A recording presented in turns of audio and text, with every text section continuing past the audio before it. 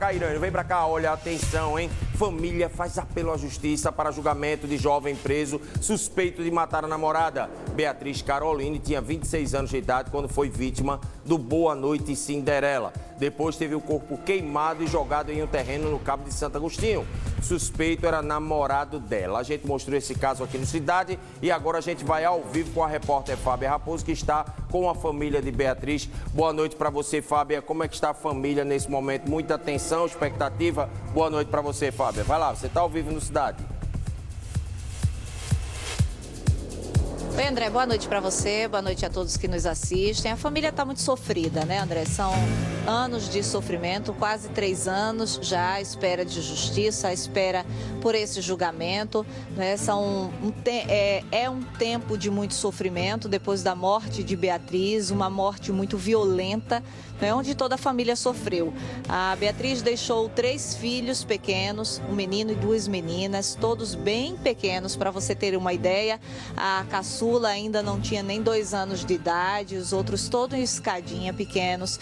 Esses filhos foram separados, ou seja, os irmãos não têm mais convívio, isso porque a família não tem condições de criar essas 3 crianças. A mãe da Beatriz trabalha como diarista, não tem condições de assumir os netos. A Beatriz trabalhava vendendo almoço para sustentar os filhos e o jeito foi separar essas crianças, separar esses irmãos. Só um ficou com a avó materna, a outra pequenininha está na Paraíba, o outro está com o pai. E por que a gente diz isso, André? Porque é uma tragédia, um sofrimento que ele é diário. Não é diário pela falta da Beatriz, mas é também por esse afastamento. É uma família que deixa de conviver não só com a Beatriz, mas também com os filhos que ela deixou.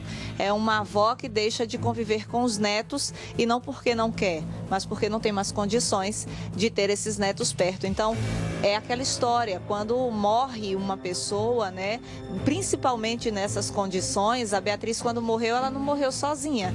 Ela deixou ali um sofrimento muito grande, né? Uma mãe que não tem mais saúde, que praticamente não tem mais vida, os filhos que choram perguntando pela mãe, os filhos que tiveram que mudar de casa, mudar de cidade, mudar de endereço, que não vê não só mais a mãe, mas também não vê mais a avó, não vê mais o tio, não vê mais ninguém, né? Então é um sofrimento muito grande, né? A Beatriz foi torturada, foi morta, queimada, foi encontrada, foi jogado gasolina, álcool, outros produtos, né, para que o corpo fosse queimado.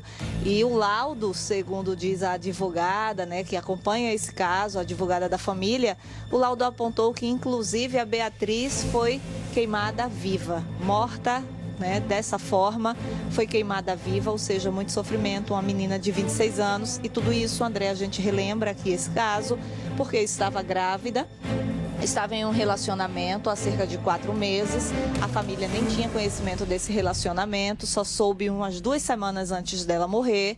Esse homem era noivo, estava de casamento praticamente marcado. E quando ela engravidou, uma gravidez não planejada, esse homem, segundo diz a família da Beatriz, né, enlouqueceu, forçou que ela tirasse o bebê, né, quis pagar para que ela fizesse um aborto. Ela sempre, né, muito aperreada, e depois ela chegou a contar à mãe, né, o último contato foi esse, ela contou à mãe que tinha feito as pazes com ele, que eles iam sair juntos.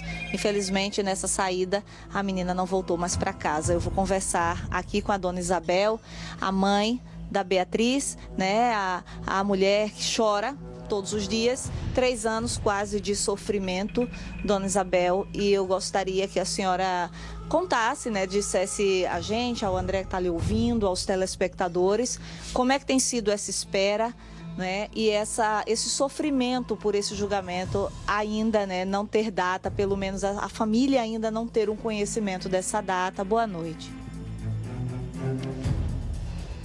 Boa noite. Não, na verdade,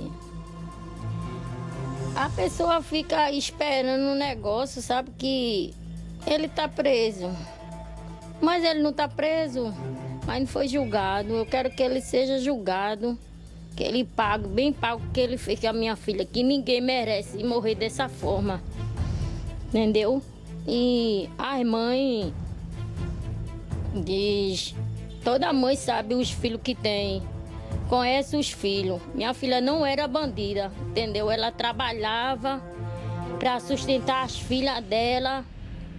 Tinha jeito dela, mas ela não era bandida, entendeu? Ele fez essa desgraça toda com ela, jogou ela numa vala como se fosse um lixo.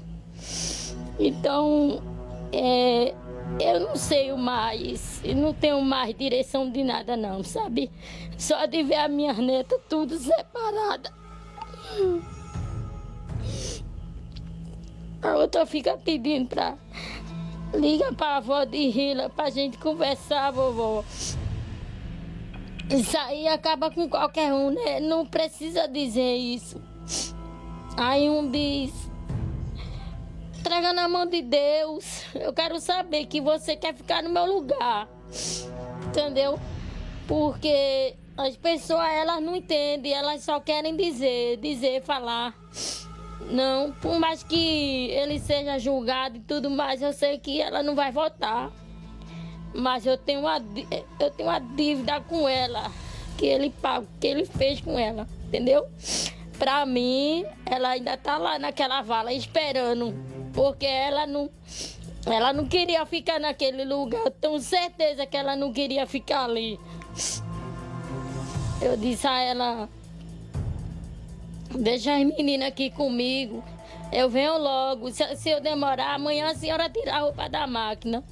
Então ela saiu da minha casa, rodeou e deu tchau. Ela sabia que ela não ia voltar mais, entendeu? Porque ele estava pressionando ela de todas as formas. Ainda tem gente que diz, ele não era errado não, era de família. De família nada, ele é um bicho, ele é um monstro. Ele tem que ficar lá, apodrecer lá na cadeia. Porque antes dele fazer isso com a minha filha, ele já estava planejando matar a mulher. Que tinha um monte de coisa no celular dele. Filme de serial killer e tudinho. Já fazia 6 meses que ele planejava matar as mulheres. Felizmente, ela foi a premiada a ser a primeira vítima dele. E o que eu puder fazer para ele ser julgado, ficar lá, apodrecer lá, eu vou fazer. Que ele não é gente, ele é um psicopata. Ele tem que pagar pelo que ele fez. Dona Isabel, e ela tinha chegado a dizer à senhora, né, para explicar para quem está nos assistindo, ela chegou a dizer claramente que ele iria pagar uma clínica para que ela tirasse a criança, né, ou deixando claro que ele não queria esse filho. Como eu não sabia da história deles do começo, eu só vim saber depois de umas 3 semanas, porque eu só vi ela chegar aqui aperreada, perturbada, batia as portas, não comia, só vivia chorando nas escondidas. Aí ela perguntou a mim se eu ia trabalhar no sábado. Eu disse, por quê? Ela disse, a senhora pode ficar com as meninas, porque Henrique vai pagar uma clínica para eu abortar. Eu disse assim, se tu abortar, é bom. E se o menino nascer aleijado aí, eu chamei um monte de coisa com ele. Aí eu disse, ele não tem condições de ter um filho não, deixa, tu não cria já teus filhos, porque tu vai fazer isso? Tu fica doente aí, quem que vai cuidar das meninas? Porque eu tenho que trabalhar para sobreviver, né? E ele também fez ela, bateu o carro com ela dentro, no poste. Ela me disse isso, eu tenho certeza que ele fez isso para ela abortar, né? Ele disse como a senhora sobre essa batida? Não, ela disse, mãe, a senhora tem R$100 aí para me emprestar que eu vou fazer uma ultrassom lá em Prazer, na clínica. Eu disse, tenho, eu fiz uma diária e dei para ela. Aí ela foi, né? Mas só que eu não sabia que ela ia com ele, né? Aí quando foi de noite, ela chegou aqui chorando, não sei o dia não. Aí ela disse, mãe, olha, é o menino, já vou fazer 4 meses. Henrique bateu o carro no poste, comigo dentro. Eu disse, rapaz, vai-te embora pra Maceió, tu não tá vendo que isso não dá certo tu ficar aí, mas ele vai fazer nada não, porque ele só tá assustado. Eu digo, rapaz, tá certo, depois você não dia quando lhe avisei. Ela disse, quando foi sexta-feira de tarde, ela chegou aqui dizendo que ia dar uma queixa dele, pedir medida protetiva na segunda, né? Só que ela tinha mania de falar as coisas, ficar dizendo para umas pessoas que pensava que era amiga dela, entendeu? Aí ela deve ter falado, né? Pronto, ele endoidou, que ele disse, ele pensou, já engravidou, já perdi tudo, meu noivado, e agora ela ainda vai dar parte de mim, pronto, foi o enterro dela foi esse. Que ela pegou, falou que ia dar parte dele, para pedir medida protetiva e disse alguém põe na boca dele, né? Aí pronto, já era. Agora quem ficou aqui no prejuízo foi eu, de tudo, né? De tudo. Eu queria cuidar da minha neta, né? Tudo no lugarzinho, mas felizmente a situação não permite, não. Ele ligou para ela e fingiu que estava fazendo as pazes. Ela chegou a dizer isso, dona Isabel, dizendo que eles tinham se acertado, que ela ia sair com ele porque eles fizeram as pazes, que ele foi lá na casa dela. Como é que ela contou isso para que ele pudesse tirar ela de casa? Não, alguém disse, eu não falava com ele não, que eu não conhecia ele não. Eu só vi ele 2 vezes através do celular. Que ela deixou o celular aqui na minha sala e foi pro banheiro. Eu vi ele ligando, aí eu vi o nome dele em cima e comecei a investigar pelo Face. Aí eu vi que ele tinha uma namorada. Eu comecei a pressionar ela pra ela deixar ele. Mas só que ela tava doida, cega, não ia escutar, né? Aí ela pagou, falou... Como é? Mas aí eu tô perguntando o seguinte, a senhora diz, no dia que ela foi morta, ela saiu com ele porque ele esteve na casa dela, ela chegou a dizer que tinha feito as pazes com ele? Sim, na sexta-feira, quando eu cheguei do trabalho, ela veio aqui, estava contente. Aí eu disse a ela, o que foi, Beatriz? Ela disse, olha, mãe, Henrique passou a tarde lá, mas eu fiz as pazes, beijou as meninas, tudinho, a gente tá numa boa. Ele me chamou pra gente sair amanhã de noite. Aí eu disse, rapaz, tu não vai, tu não tá vendo como é que tá as coisas, os caras tá tudo matando as mulheres. Não, Henrique, não é dessas coisas não sei o quê. Eu disse, pois tá certo. Eu só dizia as coisas a ela, mas ela não escutava. Eu ia fazer o quê? Não podia, né? Pegar ela à força, tirar ela daqui, nem eu ia abrir o quê? A mente dela, não sei, ela tava cega, doida, não sei não. Ela disse que ia passear com ele, ia sair. Ela disse que ia sair com ele, mas não ia demorar não, para me tirar a roupa da máquina, se ela demorasse. Eu disse, ela deixa as meninas aqui, Beatriz. Ela disse, não vou demorar não, mas se eu demorar, a senhora vai lá em casa amanhã e pega as roupas. Pronto, não veio mais, foi isso. Tem sido muito sofrido, né, dona Isabel? A pessoa não tem mais noção de nada não, moça. Parece que tá num buraco. Só Jesus mesmo, só Deus mesmo pra tirar a pessoa. Porque eu morei 8 anos num barraco. Aí, quando eu ganhei minha casa, consegui comprar um apartamento pra ela, dei pra ela, morava ela, meu filho mais velho e as filhinhas dela. Aí tava tudo se equilibrando assim. Aí veio um monstro desse, me jogou no buraco de novo onde eu tava. Porque esse buraco agora não tem mais fim, porque nada mais faz sentido. Porque pode fazer casa, arrumar casa, mas quem é que vai, né? Fia essa parede aí, ela ainda viu, já me deu vontade de eu tirar ela, porque parece que ela tá assim, na casa, sabe? Nas paredes, sentada aqui, que era onde ela ficava aí, de coca, roendo as unhas. Pronto, não tem mais, a pessoa não tem mais sentimento de nada, ver se sai, não tem alegria, não tem mais nada não, moça. A pessoa ter dinheiro, pode ter tudo, mas é melhor a pessoa se enterrar do que enterrar um filho. Isso eu digo com toda certeza. É muito sofrimento, dona Isabel, e a gente sente muito por isso, viu? André, até respirar fundo aqui. Depois de tantos relatos, né? A gente que é mãe, a gente que é pai, tem filho, a gente não consegue nem sentir nem um pouco, né? Nem imaginar a dor de uma mãe, um relato tão forte como esse.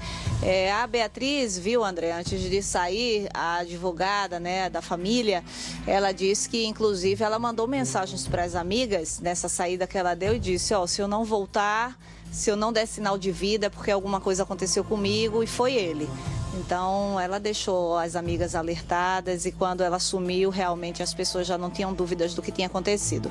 A gente está aqui com a advogada da família, André, e daqui a pouco eu volto ao vivo aqui da casa da família da Beatriz para conversar com a advogada da família, não é? E a gente saber os passos jurídicos, né? Como é que está sendo isso, como é que está sendo esse encaminhamento, se há uma previsão, como é que está a expectativa para esse julgamento. André. Tá certo, Fábio. Se você está aí conversando com ela, se emocionou, imagine eu que pude dar um abraço nessa senhora, um abraço apertado, ela chorou aqui no meu ombro, pediu que, pelo amor de Deus, a gente cobrasse justiça e assim está sendo feito. Eu estou cumprindo mais uma vez com a minha palavra, eu sou um homem de palavra. Eu disse a ela que nós iríamos atrás da história e estamos aí, conversando com ela, dando vez e voz a quem precisa. Sabe por quê? Abre aqui. Mexeu com o povo, mexeu comigo, tá?